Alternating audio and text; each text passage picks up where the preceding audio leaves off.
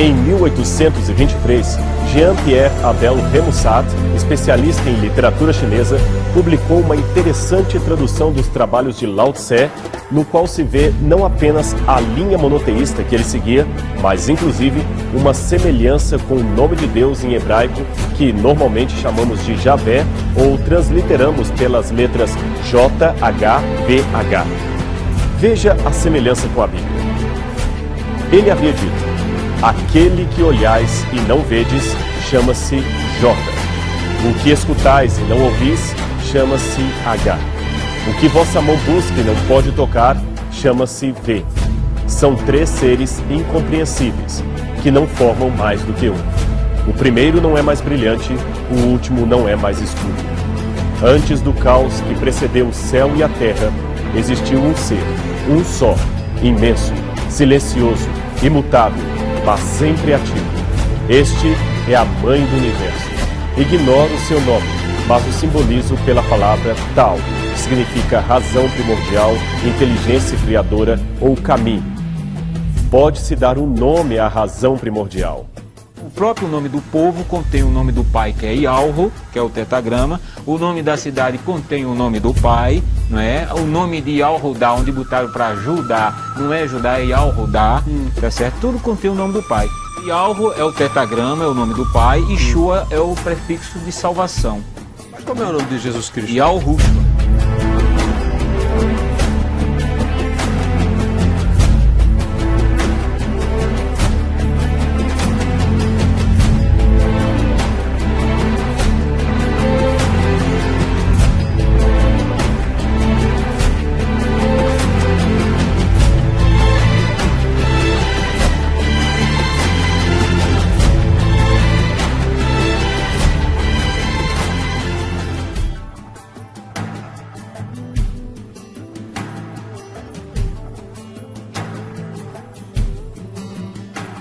Milhares de tabletes cuneiformes, pilares e inscrições foram escavados na região que compreende a antiga Mesopotâmia.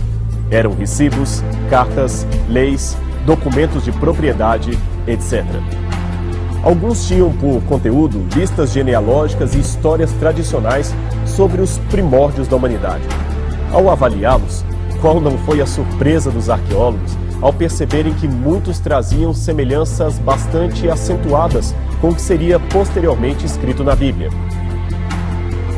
Uma extraordinária coincidência foi percebida, por exemplo, na forma como os antigos documentos egípcios e mesopotâmicos chamavam o primeiro ancestral da humanidade. A grafia do seu nome variava entre Adamu, Adime, Adapa, Alulim, Alorus, Atam, Admuzi e outros. Ora, não seria razoável supor que todas estas formas constituiriam variações ortográficas do mesmo nome Adão? Note que a forma hebraica Adam se adequa naturalmente em todas estas variações. A semelhança fonética é muito acentuada. É como se conhecêssemos um homem chamado João, mas que os alemães chamariam de Johanan, os ingleses de John, os espanhóis de Juan e os franceses de Jean. Apesar das diferenças idiomáticas, existe uma raiz temática que permanece em todas as formas de escrita ou pronúncia daquele nome.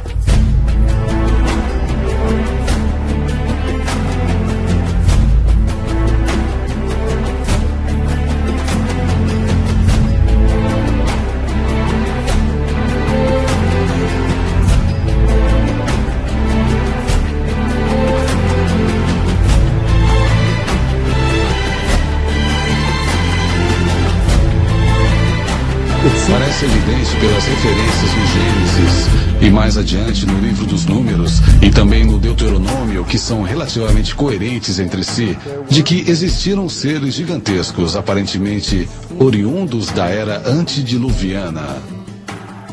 Plantas e animais viveriam mais e ficariam maiores, e isso é precisamente o que encontramos na estrutura geológica dos registros fósseis. As plantas eram muito maiores, todos os organismos vivos eram maiores. Temos animais hoje de 2,5 metros a 3 de estatura, que antes atingiam 5 a 6. Temos insetos como a libélula. Hoje a libélula talvez tenha uma envergadura de asas de 10 centímetros. Sua contraparte encontrada nos registros fósseis, a Meganaropsis, tinha uma envergadura de asas de 1,5 metros. Tudo no passado era maior. São aquela raça ou aquelas raças que construíram todos os megálitos do mundo antigo, as pirâmides Stonehenge. Eles são o povo que viveu antes de nós, os que habitaram este mundo antes de nós.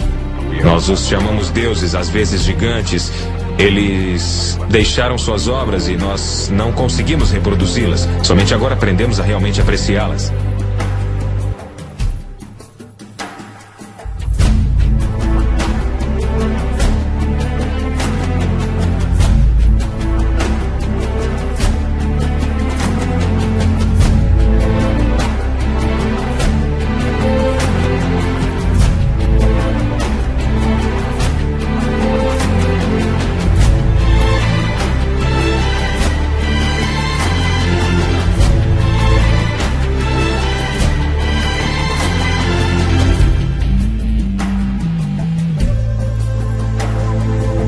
No Líbano, a 70 quilômetros de Beirute, ficam as imponentes ruínas de Baalbek.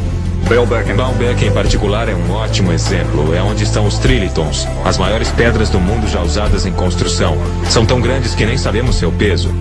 Essas pedras foram cortadas e deslocadas 8 quilômetros, erguidas 8 a 9 metros no ar e assentadas tão juntas que não podemos enfiar uma lâmina de barbear ou um pedaço de papel entre elas. Não sabemos como fizeram isto. Não existe guindaste capaz de erguer pesos como daquelas pedras.